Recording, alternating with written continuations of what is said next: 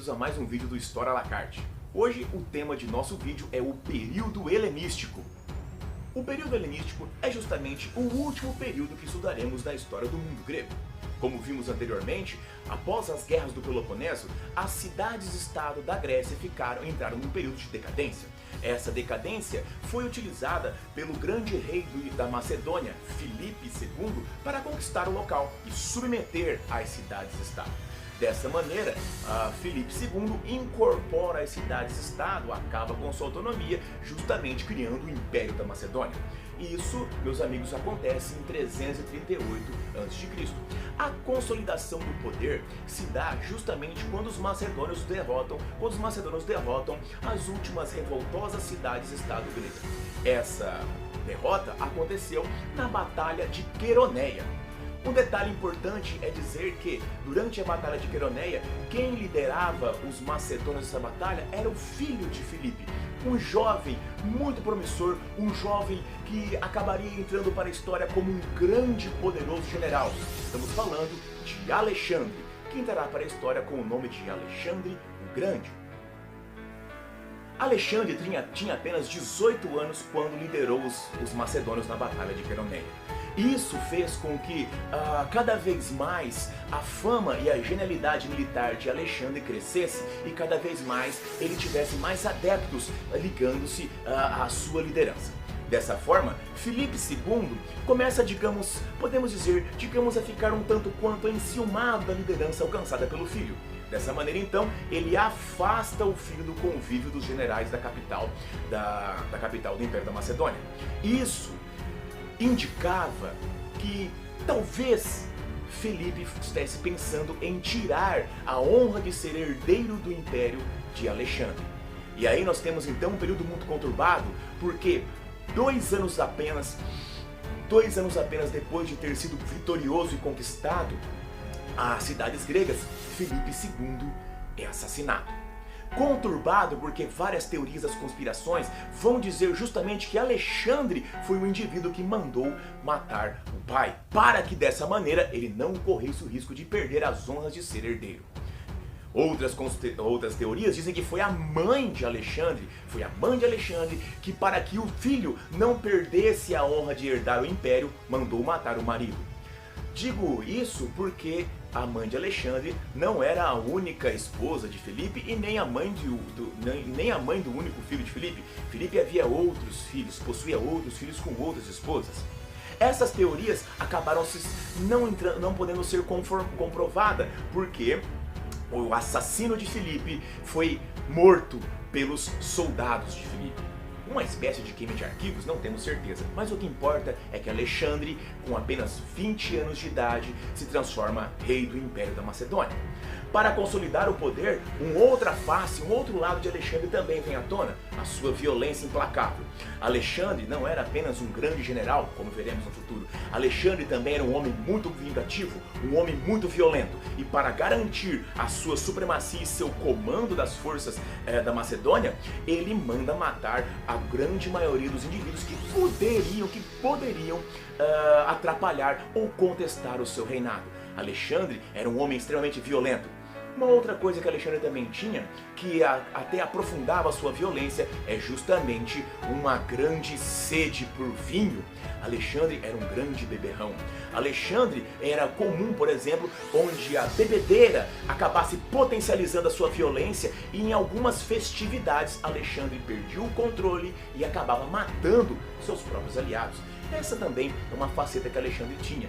Nós somos acostumados a vermos apenas Alexandre na sua grandiosa vida de conquistador, na sua grandiosa vida de general. Mas Alexandre também possuía os seus defeitos. E essa questão da extrema violência com que ele tratava até mesmo seus aliados, com certeza um deles. Alexandre havia sido muito bem educado e muito bem treinado militarmente. A educação de Alexandre ficou a cargo de ninguém menos do que do grande filósofo Aristóteles. Alexandre, justamente para que não recaísse sobre ele a estigma de brutalidade, de povo inferior que os macedônios tinham, havia sido enviado por seu pai para ter como professor, para ser o preceptor, a figura de Aristóteles. Alexandre, então, é um homem privilegiado. Alexandre é um homem muito bem treinado. E esse treinamento de Alexandre vai ser colocado justamente à prova porque, seguindo um sonho antigo de seu pai e também dele próprio, Alexandre parte para a conquista da Ásia.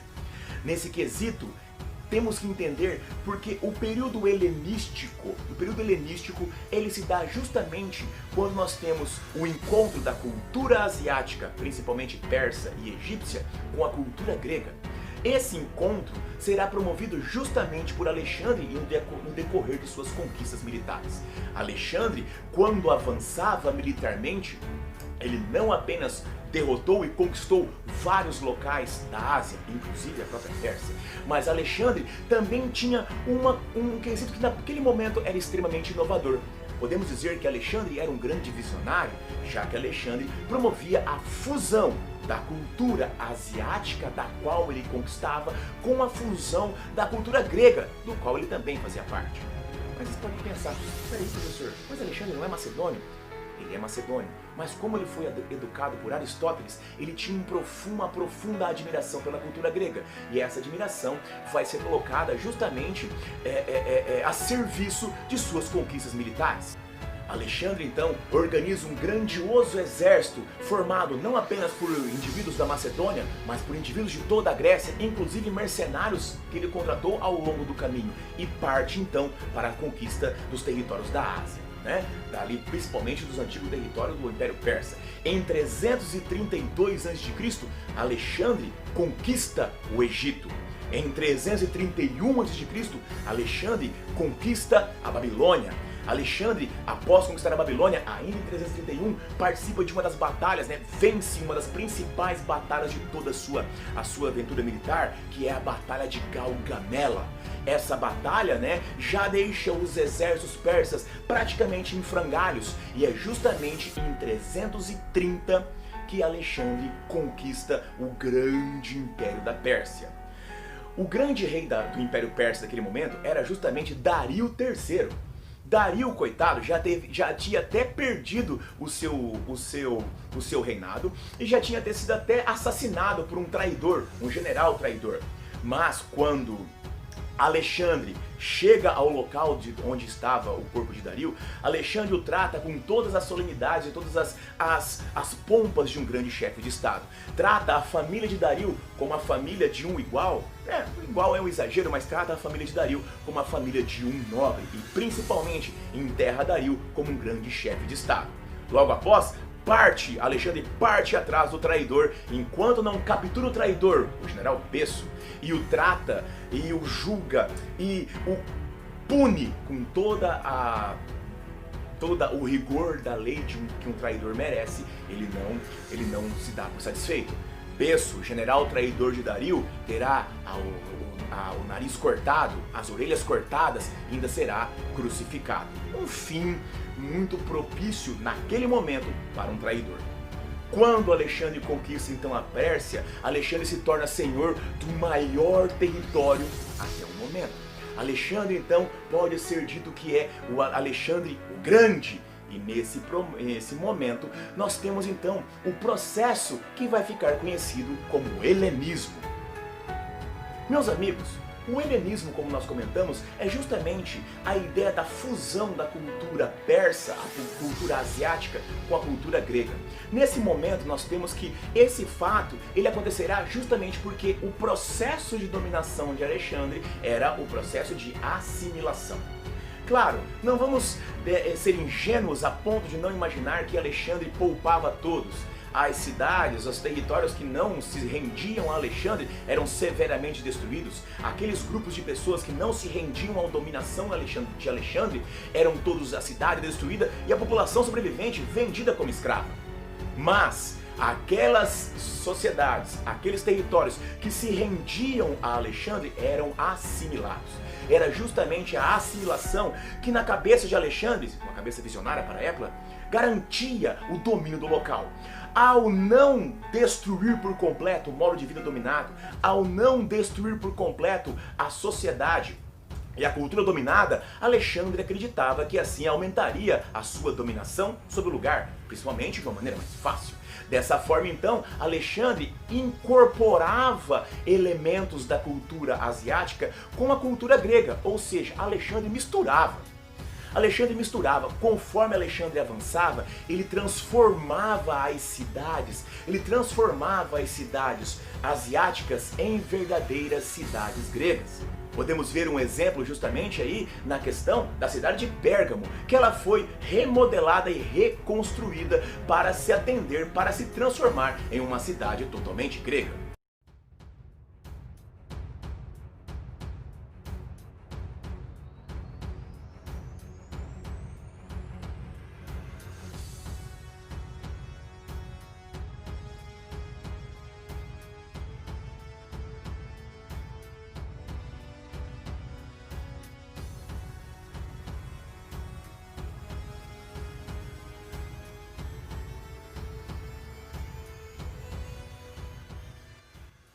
Além disso, nós temos que Alexandre também promovia uma assimilação entre seus próprios homens. Alexandre justamente fazia com que os seus generais, os seus comandantes, se casassem com jovens dos locais dominados. Ele próprio, Alexandre, teve 3 esposas, todas provenientes de áreas conquistadas. A primeira dela foi Roxana, um nome estranho, Roxana. Depois ele se casou também com Estatira II, que era já era uma princesa persa. E por fim ele se casou com Parisátide. Uau! Parisátide, também é uma princesa persa. Olha só, Alexandre promovia justamente essa mistura e essa mistura de costumes para ampliar justamente a sua dominação. Isso para ele realmente surtiu efeito, já que ele conseguiu ampliar os seus domínios, conseguiu ampliar a sua força e também tinha muito mais lealdade dos seus dominados. No entanto, para seus subordinados, isso não era visto com bons olhos. Na realidade, para os originais, para os seus comandados da Macedônia, os comandados originais da Macedônia, Alexandre estava se corrompendo por aquilo que os seus subordinados viam como uma cultura inferior.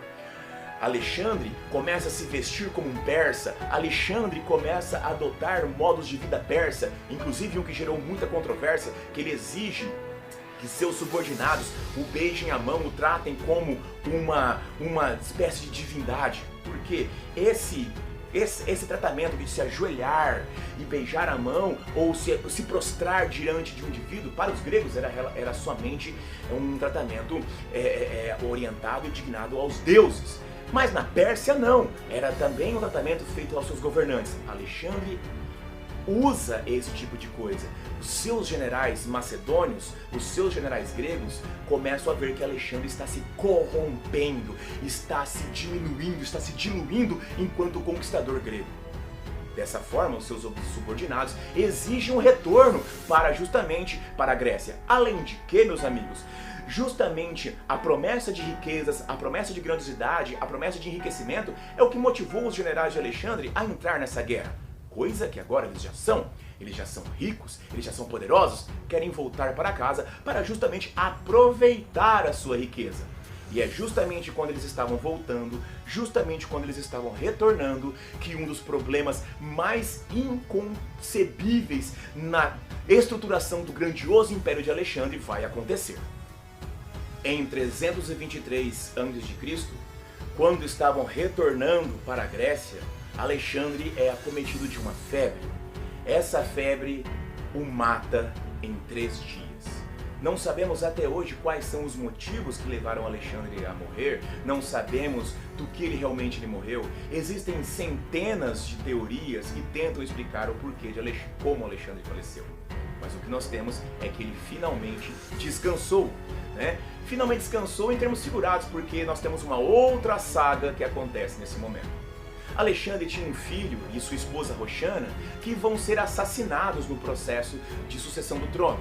O Império de Alexandre, o grandioso Império da Macedônia, ele vai acabar sendo dissolvido, acabará sendo rachado entre os seus principais generais, os seus diáconos. Dessa forma, nós temos então que cada general de Alexandre ficará com um pedaço importante do Império.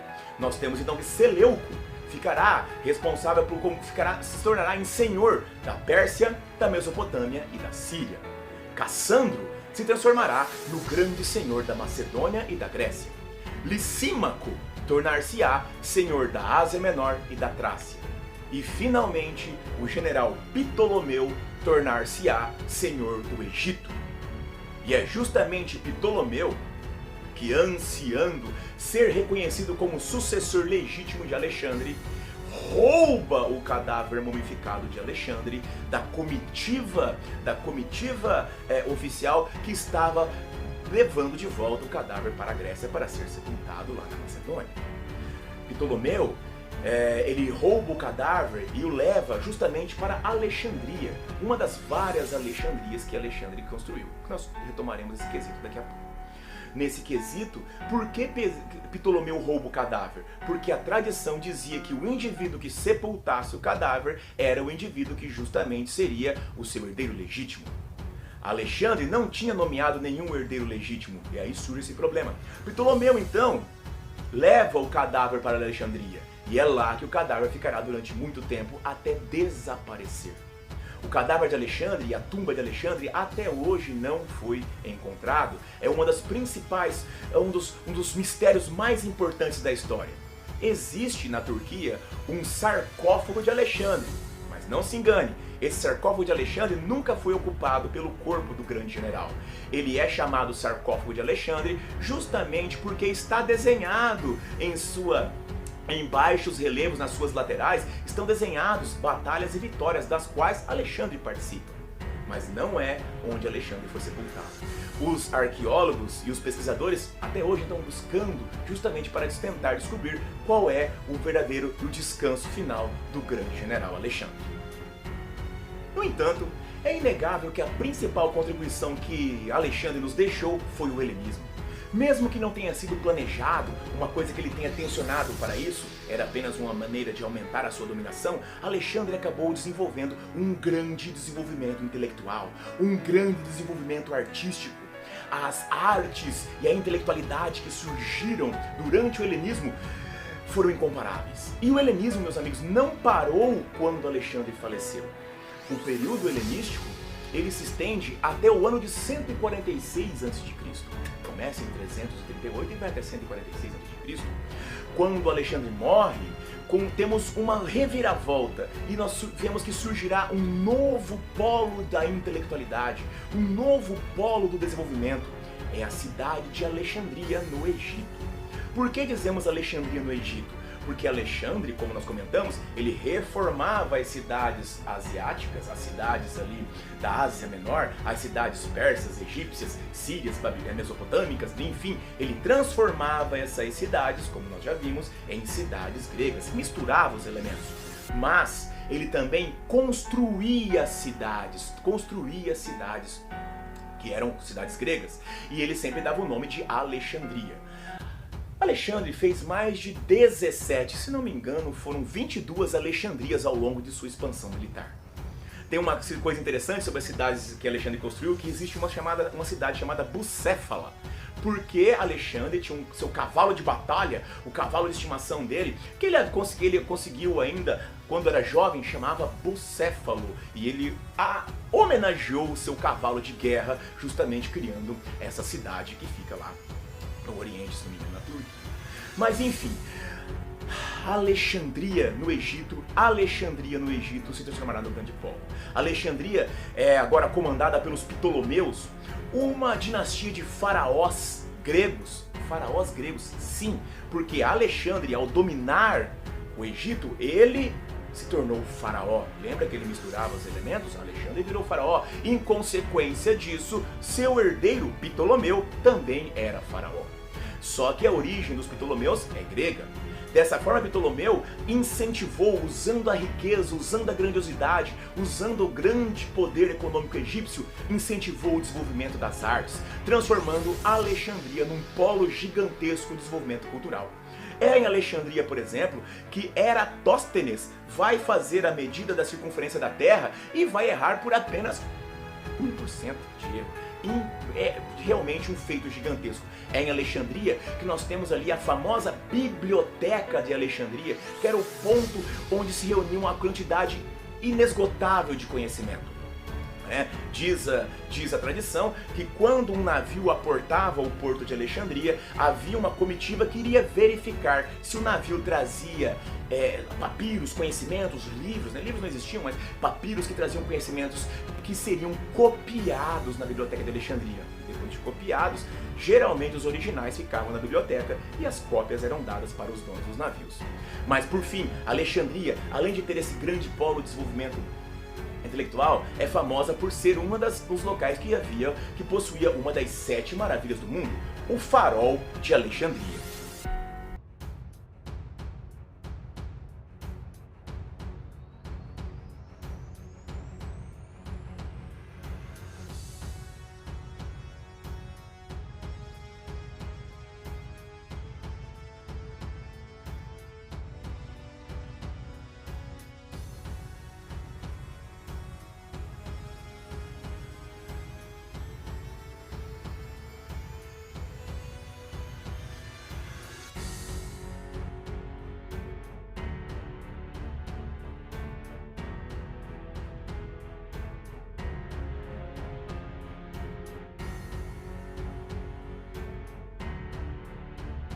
Graças a esse desenvolvimento intelectual e artístico, nós tivemos o crescimento e o esplendor da civilização grega se espalhando por todo o local. A arte grega, a escultura grega, ela alcança patamares antes nunca vistos. Nós temos ali então que a beleza e a devoção à beleza e perfeição do corpo humano é uma coisa esplendorosa. Nós temos que no período helenístico, que nós tivemos ali, por exemplo, a valorização da beleza do corpo masculino ao seu ápice, a beleza do corpo feminino no seu ápice. Nós temos ali a ideia do estabelecimento do movimento, da ilusão do movimento que vai ser alcançado no seu ápice. A arte grega, a escultura grega, ela nos consegue iludir, dando a impressão de que elas continuarão o movimento, ela continuará dando um próximo passo, por exemplo.